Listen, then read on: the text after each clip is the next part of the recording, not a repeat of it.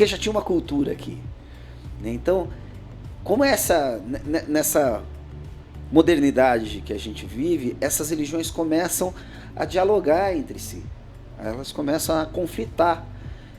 O conflito não é ruim, o ruim é quando esse conflito vira confronto. Entendi. Né? Conflitar é importante, assim. Porque é o debate, abre para o debate. Abre pro debate. O debate é importante. O problema é quando a gente transforma esse debate em beligerância e ele vira confronto. Aí eu tento dominar o outro, impondo a minha verdade como sendo verdade absoluta, impondo a minha regra como sendo a única regra possível. Né? Sim. Eu acho que aqui que está o problema. E acho que é aí que vem o meu encantamento em pensar que é possível construir uma sociedade mais justa sem tirar a religião. Eu acho que a gente conversava isso no fórum.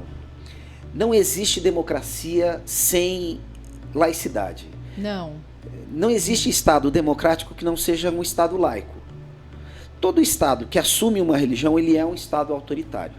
E todo Estado que assume o ateísmo, por exemplo, que é uma forma de não fé, ele também é um Estado totalitário. Sim. Então não existe democracia fora da laicidade. Democracia e laicidade é uma coisa que caminha absolutamente junto. E na nossa Constituição Federal fala exatamente isso, que o Brasil é um Estado laico. Artigo 5º. Artigo 5º da Constituição Federal. E o que você me fala disso? Assim, a gente tem que pensar como que foi construída essa história de laicidade no Brasil. A laicidade no Brasil ela surge como palavra Estado laico só em 88. Nós temos... Até então ninguém... Até então você fala em liberdade religiosa, mas você não fala em Estado laico. Aí a partir de 88... 88 a ideia de Estado Federal, laico ganha. Sim. A laicidade, o Estado... A democracia religiosa no Brasil, vamos usar esse termo, ela vai assumindo contornos conforme o tempo. O Brasil é um país católico de 1500. Lembra? O primeiro ato importante naqueles nossos livros de história maravilhosos é a primeira missa. Sim. Que ali a gente tem o ato de fundação do Brasil. Tem um quadro do Pedro Américo que todo mundo já viu, que é muito bonito, né? Que ele tem na parte central, na parte lateral do quadro, os índios já convertidos. Sim. Eles acabaram de chegar, os índios já estão convertidos. Tem um até de joelho, né? Foi rápida a conversão, né? Muito rápida, quase instantânea. E aí no centro... Ele já estava esperando por isso. Né? Ele já estava esperando. Aí no centro você tem disputando o centro do quadro, a igreja e o poder monárquico. Então, ali você tem a formação do Brasil. Aquele quadro não é de 1500, ele é de 1700 e pouco, 1800 e pouco. Mas ele desenha o Brasil. Sim. O Brasil vai continuar sendo um país oficialmente católico até a proclamação da República. Tá. Com uma certa liberalização de outras correntes religiosas a partir de 1800, início do século XIX, quando começa a vir para o Brasil por conta de uma expansão de ferrovia, principalmente, ou de agrônomos, agricultores do sul, que são os alemães. Sim. Começa a vir outras correntes. A eles é permitido o culto, mas até o final do século não podia ter igreja com cara de igreja. Ou seja, os luteranos não podiam pôr uma cruz na porta da igreja, não podia. Entendi. Só vem falar em Estado, em liberdade religiosa, na Constituição da República.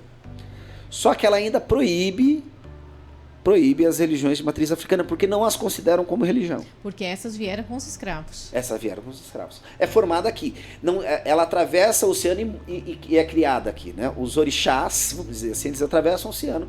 Mas o que a gente cultua, o que se é cultuado no Brasil, é muito diferente do que era cultuado na África. Na África. Então, na verdade, criou-se uma nova religião. Sim. Né? Eles atravessam o oceano. Né? Entendi. Mas eles são proibidos.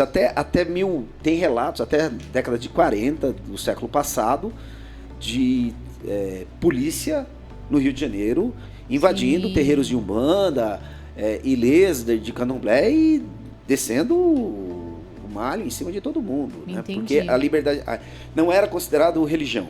Entendi.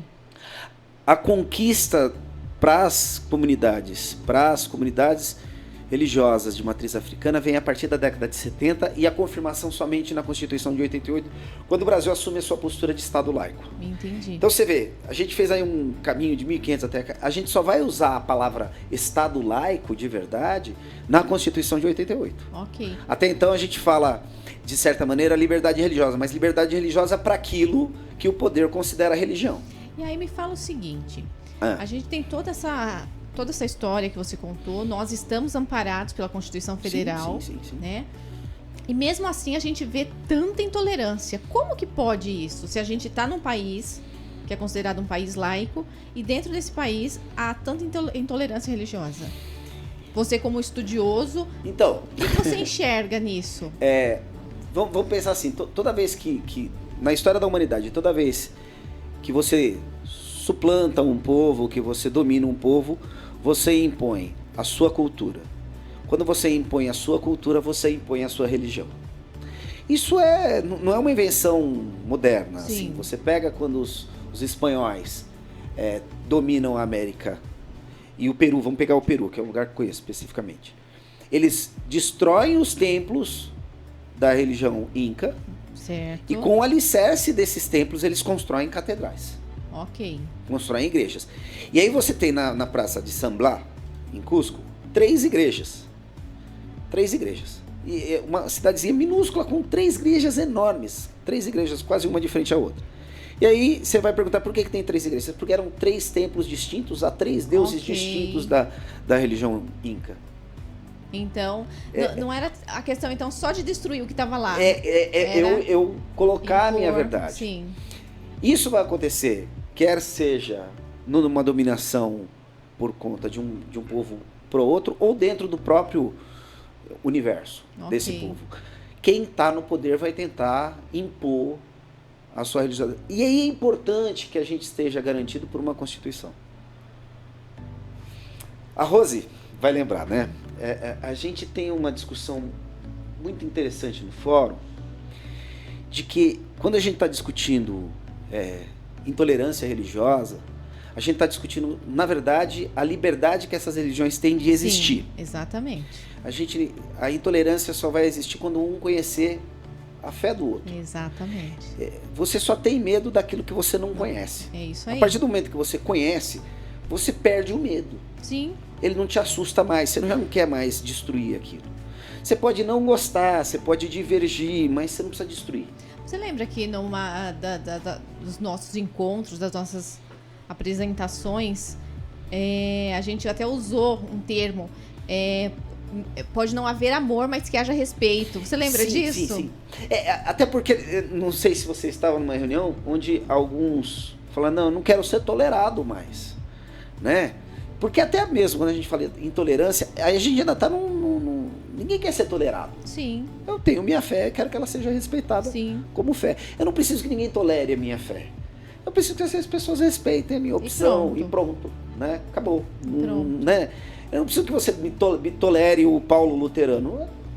Entenda que o Paulo é luterano, pronto, acabou. Assim como entendo que a Mãe Vera olhar de Oxum e adoro ir lá e conversar com a Mãe Vera, e isso não vai me fazer candomblecista, nem vou tentar convertê-la ao luteranismo. As pessoas têm que se conhecer. Eu lembro de uma reunião que a gente teve, e outra pessoa que eu vou lembrar aqui importante pra gente, que é o Pai Ronaldo. O Pai Ronaldo falou, a gente tem que destruir muro, a gente tem que construir ponte. O Pai Ronaldo falou, olha, se a gente já não erguer mais o muro, parar de pôr tijolo, tá bom.